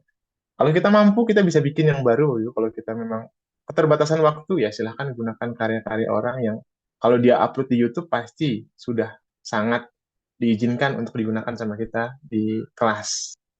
Nah, itu adalah untuk penjembatan otak kiri otak kanan dan memudahkan mereka menghafal. Sebenarnya ada 4 video, Bapak Ibu ya. Ada luas bangun datar, ada tentang pecahan, ada cuma durasi. Jadi saya persingkat saja. Saya tidak tampilkan semua. Nah, ini contoh pemberian masalah nyata di penjumlahan pengurangan pakai telur, pakai manggis, ada gambarnya. Kalau memungkinkan pakai telurnya, telur asli agak riskan sih ya. Telur-teluran saja gitu. Manggis bisa manggis beneran, habis itu dimakan sama anak-anak. Macam-macam lah ya masalah-masalah benda nyata. Atau tentang perkalian, anak-anak sudah paham mobil gitu ya, kita ajak menghitung roda mobilnya, roda sepedanya. Sekali lagi Bapak Ibu, di masalah nyata ini lebih kepada filosofis versi MNR. Teknis latihan soalnya tidak saya bahas di sini tentunya, karena masalah nyata itu bukan ngebahas soal. Justru mereka perlu tahu kenapa mereka harus belajar ilmu itu. Nanti teknik menjawab soalnya ada di bab selanjutnya. Ada teknik untuk mengerjakan soal cerita, bridgingnya urutannya gimana, sampai teknik mengerjakan soal cerita yang susah. Bahkan soal yang aneh banget gitu bentuknya, itu ada nanti. Itulah mengapa ada rangkaian tahap-tahap MNR. Nah, di tahap 1 ini, masalahnya, dari judulnya saja, berarti kan mengapa harus diberikan masalah nyata. Nah, itu adalah sudut pandang MNR, mengapa pentingnya masalah nyata itu diberikan di awal. Nah, ini contohnya adalah dengan, ya itu tadi ya, banyaknya roda sepeda yang ada di sebuah foto misalnya gitu, atau banyaknya roda mobil yang ada di parkiran, atau banyaknya uh, teman kalian yang banyaknya bola mata teman kalian yang berkacamata di ruangan kelas, misalnya seperti itu. Banyak hal lah ya yang bisa kita bawakan untuk bridging masalah nyata. KPK dengan apa namanya pola-pola yang berulang, lampu yang berkelap-kelip berpola, atau biasanya ada kalau era sekarang mungkin jadwal pembelajaran daring yang berpola setiap 3 hari sekali, atau mungkin belajar setiap berapa itu bisa dilakukan, atau tentang bangun-bangun, bangun datar misalnya, kita bawakan benda-benda di sekitar, bentuk-bentuk yang dibutuhkan anak-anak, bangun ruang juga sama, benda-benda apa saja. Nah, intinya nanti kita istilahnya membangun satu apa namanya kondisi di mana nanti kita akan masuk ke konsepnya. Jadi sebelum masuk ke konsepnya adalah sampaikan tentang masalah nyata yang berkaitan dengan konsep tersebut. Kita membahas tentang bangun datar kaitannya dengan balok gitu misalnya. Berarti kita akan hadirkan dulu benda-benda yang berbentuk balok. Kalau kita ngebahas volumenya, berarti nanti kita akan bahas tentang bak mandi yang ada isi airnya, kolam renang yang ada isi airnya, bagaimana menghitung volume airnya. Buat apa Pak? Ya kalau suatu saat kalian punya kolam renang, jadi kalian tahu kalau ngisi kaitannya dengan debit, waktu berapa waktu kalau kalian punya keran berapa lama ngisinya. Ya tinggalin aja Pak, tapi kan setidaknya jadi tahu menghematnya gimana. Banyak hal lah ya yang bisa disampaikan. Tapi sekali lagi, pemberian masalah nyata adalah mengapa itu perlu dipelajari. Khususnya di SD nih biasanya ya, supaya anak-anak memahami esensi mengapa suatu ilmu itu penting buat mereka pelajari. Dan bisa juga di hal-hal lain ya, bab-bab yang ini kebanyakan di SD nih ya, kecepatan tadi, bangun datar, bangun ruang, APK, FPB misalnya dan lain-lain. Kalau SMP ada juga kalau tidak salah, misalnya, eh, nah ini contoh dalam bentuk ice breaking-nya Bapak Ibu ya, sambil bermain mengenalkan lambang bilangan bisa dilakukan juga. Jadi sebenarnya banyak cara ya untuk bridging di masalah nyata supaya pada saat mengenalkan konsep sudah dapat di awal gitu. Awal-awal cuma ya sambil games sederhana 10 menit maksimum baru nanti masuk ke konsepnya. Eh, ini faktor pakai kancing, kelereng, koin dan seterusnya. Materi nanti saya share Bapak Ibu setelah selesai ya biar Bapak Ibu nanti bisa pelajari lebih seksama. Nah, ini contoh di SMP. Diskusi saja sama anak SMP itu tentang himpunan. Pernah ke toko buku, pernah Pak lihat, atau ke perpustakaan, ada rak-rak begini kan? Pernah lihat nggak kalian kalau di salah satu toko buku itu pasti ada tulisan sejarah. Nah, isinya apa tuh? macam-macam Pak. Ada sejarah tentang kota A, ada tentang perjuangan pahlawan Anu, ada pembentukan tentang apa namanya sebuah organisasi apa, sejarah itu Pak. Terus ada lagi apa lagi? Oh, ada ekonomi Pak segala macam. Nah, itu namanya himpunan buku sejarah, himpunan ekonomi. Kalian bisa ngasih contoh lain nggak? Misalnya kalau ada di katakanlah di taman, oh himpunan ini Pak bunga-bunga Pak, taman cukup banyak bunga. Oh ada lagi Pak himpunan hewan berkaki empat Pak. Kadang ada apa misalnya kucing Pak, kadang ada yang bawa anjing Pak, kadang-kadang ada wah macam-macam lah Pak hewan berkaki empat dan lain-lainnya gitu ya. Nah, jadi itu contoh himpunan. Nanti bisa di bridging ke pemahaman konsep untuk misalnya membedakan antara mana himpunan mana bukan. Jadi gurunya yang mengarahkan ke sana. Coba kalian di kelas ini nih sebutkan contoh himpunan. Bapak misalnya mulai ya. Kalian di sini coba angkat tangan yang namanya berawalan dari D. Ada yang 4 orang angkat. Siapa nih? Denny, Derry, siapa lagi Danis, siapa lagi Danisa, misalnya gitu. Nah, itu adalah contoh himpunan. Himpunan siswa yang namanya berawalan huruf D. Nah, gitu. Coba sekarang angkat tangan di sini yang ganteng-ganteng.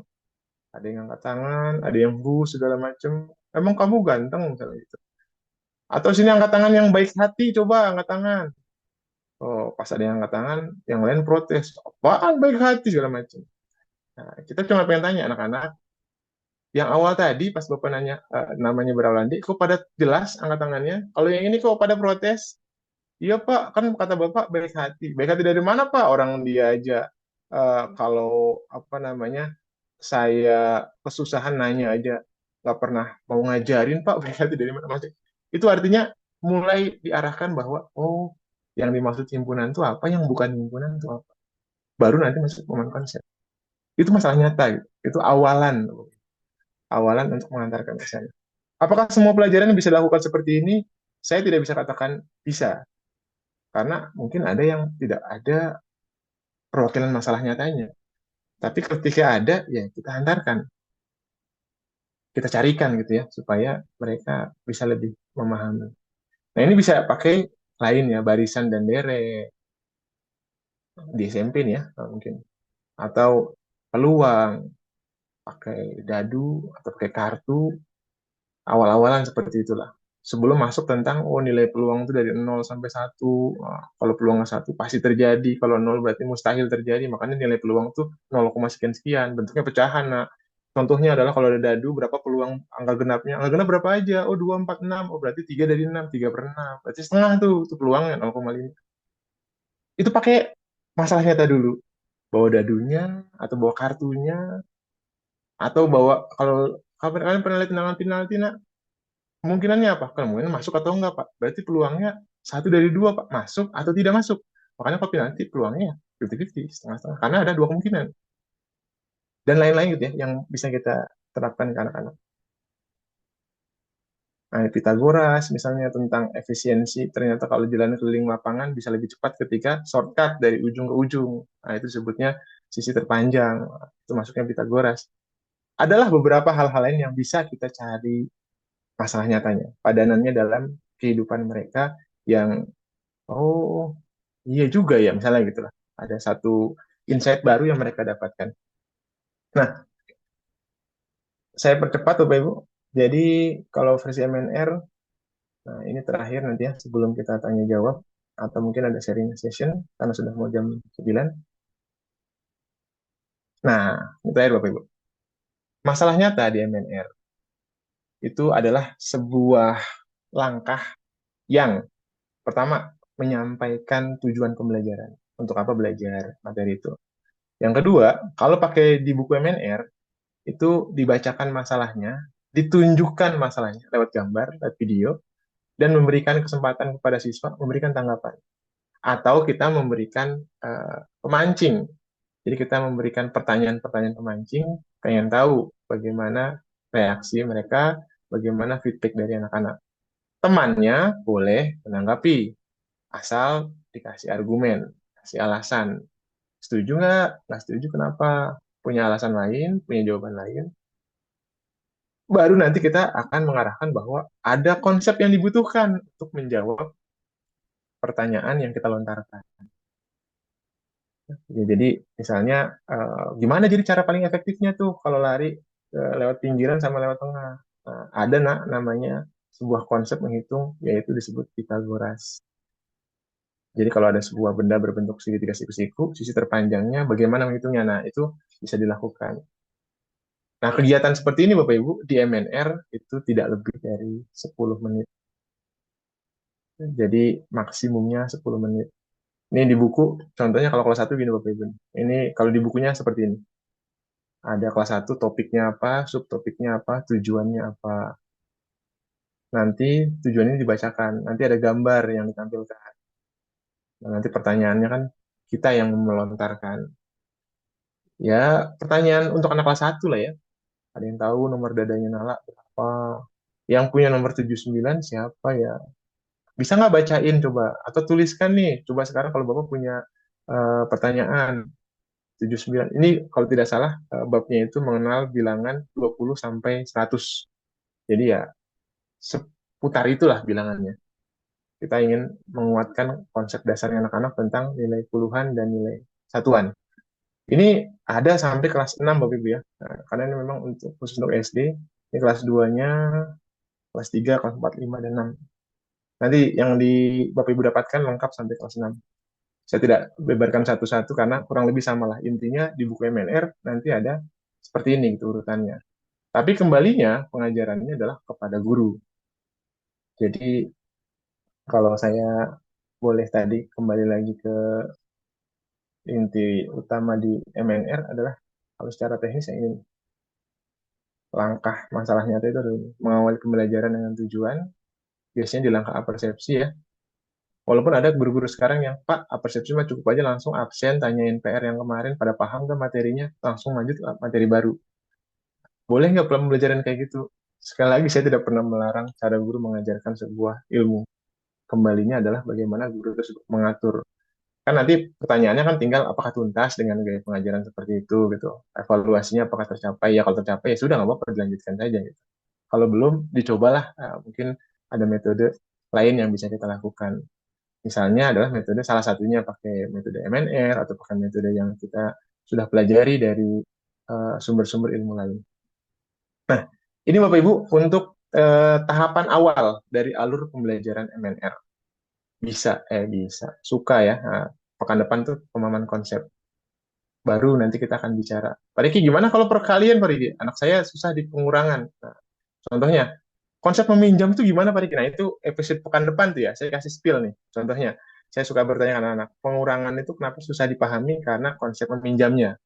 Kalau anak-anak zaman sekarang, Pak, itu kok minjem nggak pernah dibalikin, misalnya gitu. Mengapa pembagian susah? Karena pakai porogapit, mereka ada beberapa yang tidak hafal perkalian. Ada yang tidak paham alasan mengapa turunnya satu angka aja. Mengapa ini jadi nol dan seterusnya. Perkalian nggak lancar, bagaimana belajar pangkat? Bagaimana faktorisasi yang berpangkat-pangkat itu? Dua pangkat tiga, kenapa mereka salah? Karena tidak paham pangkat itu seperti apa.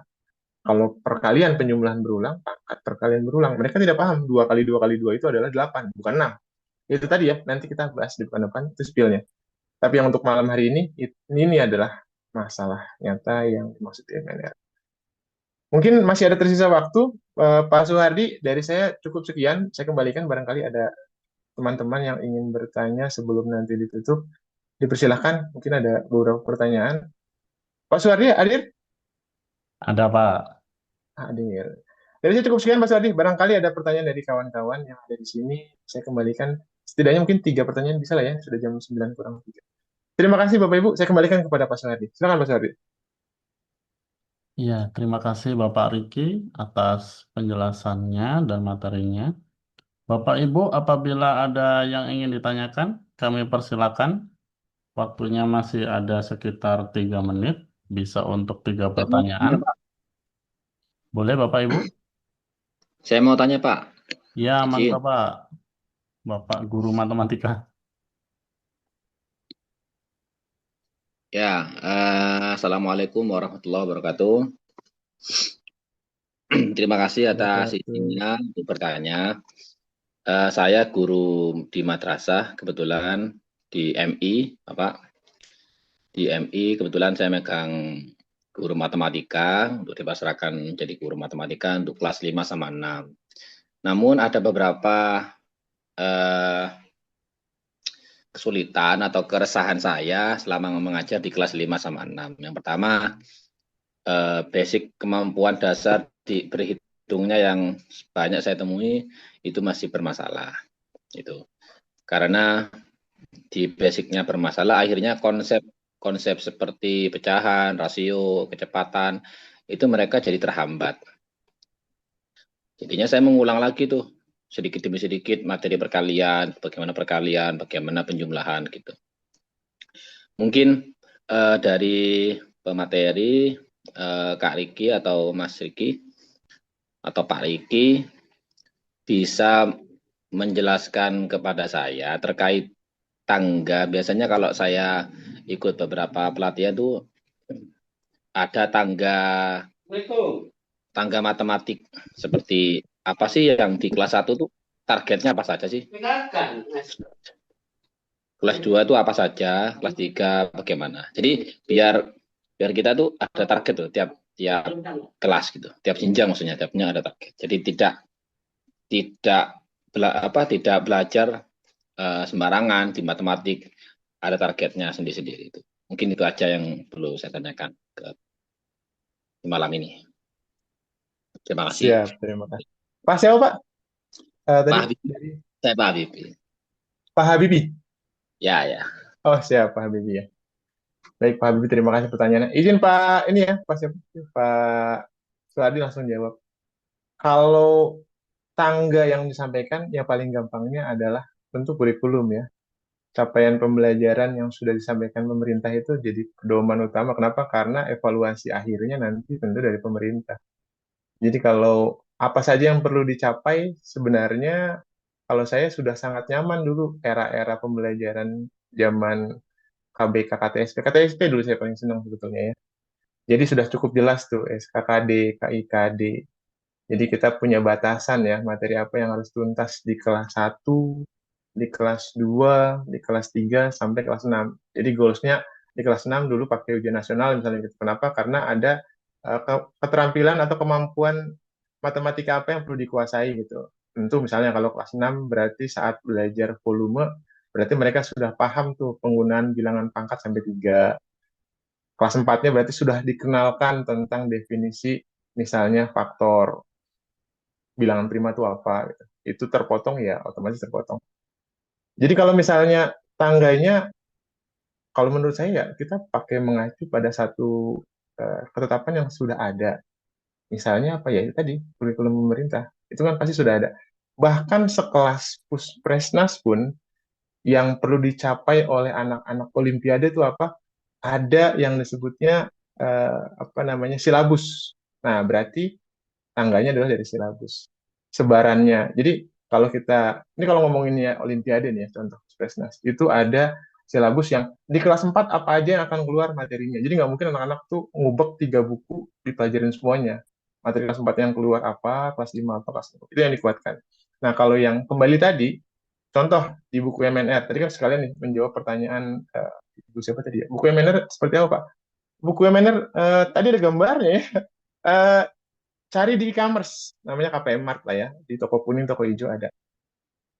KPM Mart nanti ada bukunya, buku MNR. Atau cari aja di Shopee, saya salah nyebutin ya. Di toko kuning atau toko hijau, ketik aja buku MNR, nanti akan keluar kok. Carinya KPM Mart. Nah, itu ada silabusnya nanti. Kalau versi MNR ini ya, versi KPM lah gitu. Itu materi yang sudah dilakukan, berarti minimal keterampilan apa yang perlu dicapai di kelas, misalnya kelas 1.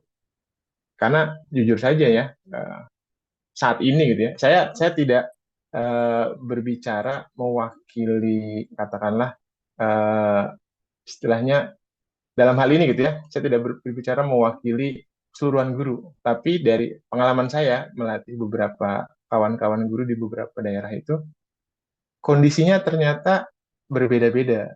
Ada satu daerah yang capaian pembelajaran yang ditetapkan pemerintah itu ketinggian. Pak, jangankan penjumlahan sampai sekian. Ini aja anak-anak belum kenal angka, Pak. Berarti kan kondisinya berbeda-beda ya. Tapi paling standar minimalnya, kalau numerasi, buat saya Bapak Ibu, nah ini kalau versi saya nih ya, numerasi itu setidaknya anak-anak tidak hanya hafal, tapi mereka paham. Jadi saya sepakat tadi dengan Pak Habibie, saat mereka kelas 5, kelas 6, mereka sangat butuh operasi hitung dasar beserta eh, apa namanya operasi dasarnya, yaitu tambah kurang kali bagi.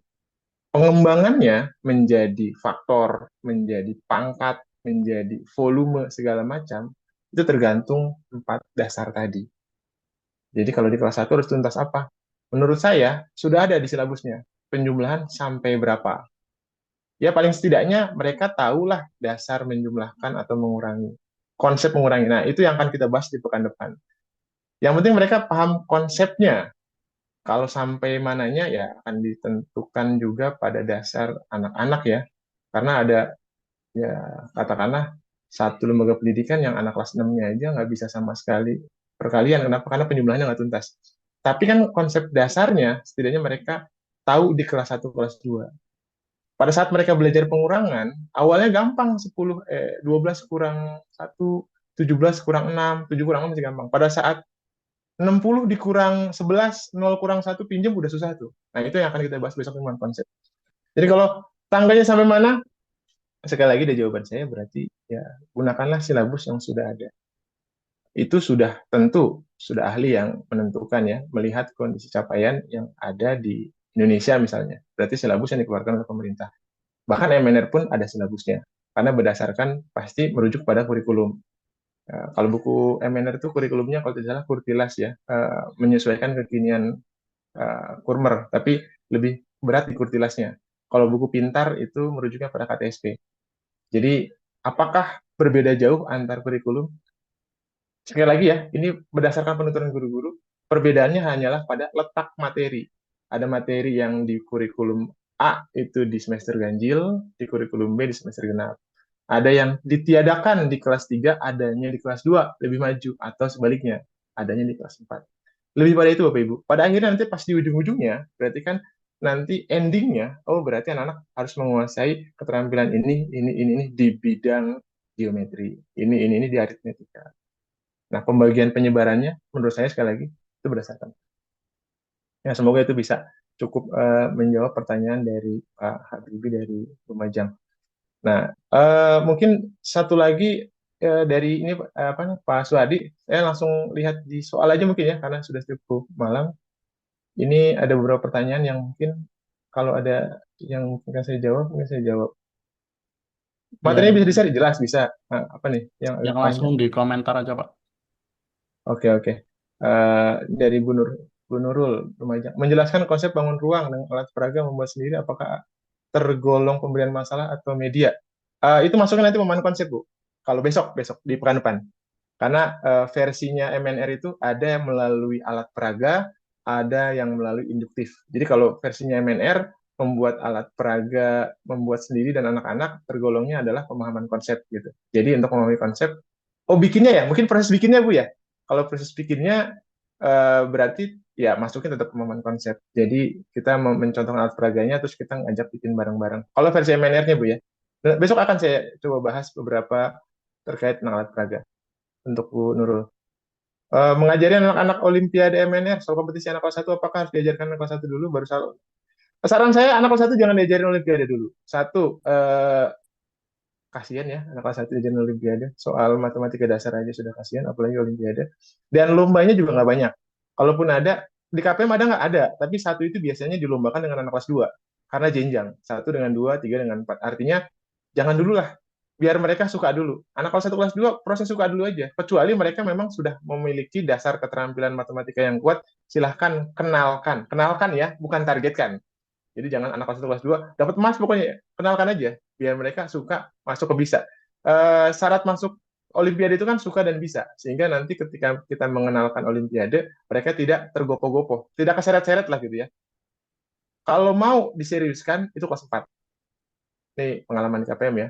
Nanti ada bab khususnya di strategi pembacaan masalah. Kelas 4 itu sudah mulai serius. Kenapa? Karena memang itu waktunya mengecek kemampuan mereka. Anak OSN itu kelas 4, kelas 5. Dan lomba-lomba lain, ada lomba-lomba misalnya PKSM, ada OMI dan segala macam itu kelas 4, 5 biasanya dari kelas 4. 1, 2, 3 jangan dulu lah. Biarkan mereka matang di konsepnya. suka dengan belajar, suka dengan matematikanya. Jadi kalau misalnya pengen persiapan Olimpiade, boleh saja diajarkan pintar MNR.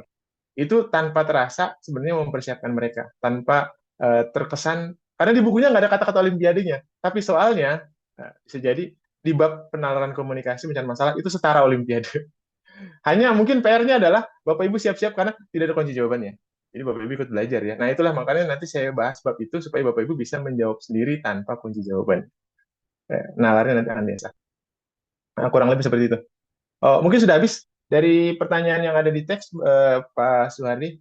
Jadi Bapak Ibu sekalian, saya closing statement-nya adalah untuk MNR, masalah nyata itu adalah bridging jembatan ke pemahaman konsep. Di pekan depan tentang pemahaman konsep itu bagaimana MNR menguatkan, ada tiga nanti prosesnya ya. Jadi ada pemahaman, penguatan, dan menerampilkan konsep. Nah, bagaimana prosesnya ditunggu di pekan depan saja. Itu saja mungkin dari saya, Pak Suhadi. Terima kasih. Terima kasih Bapak Ibu atas pertanyaan-pertanyaannya. Saya kembalikan kepada MC kita. Assalamualaikum warahmatullahi wabarakatuh. Waalaikumsalam warahmatullahi wabarakatuh. Baik Bapak Ibu, sekian penjelasan dari Pak Riki. Untuk pertemuan kedua bisa kita akhiri ya. Bapak dan Ibu, jangan lupa untuk minggu depan, hari Rabu, kita bertemu kembali untuk pertemuan pelatihan metode matematika nalaria realistik. Yang ketiga, pembahasan konsep ya Pak ya. Ya, Betul, Pak. Bapak Ibu, kembali kami ingatkan, ini untuk pelatihan metode matematika nalaria realistik akan diadakan selama 7 kali pertemuan. Harapannya Bapak Ibu bisa terus istiqomah ya, terus datang di tiap pertemuan supaya nanti di akhir bisa kita sama-sama selain mendapatkan ilmu juga mendapatkan sertifikat. Jadi sertifikat hanya kita berikan pada yang datang lengkap 7 kali pertemuan ya. Ini Alhamdulillah untuk hari ini ada sekitar 70-an Pak. Hampir sama ya dengan yang pertemuan kemarin jumlahnya. Jadi Alhamdulillah. insya Allah tetap akan istiqomah terus ini sampai 7 kali pertemuan. Amin. Amin. Mantap. Baik Bapak Ibu karena waktunya sudah lebih ya. Sudah lebih 10 menit dari yang seharusnya. Kami akhiri dulu pertemuan untuk kali ini.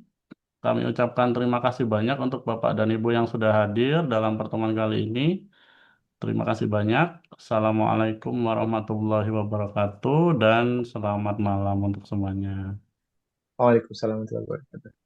Warahmatullahi wabarakatuh.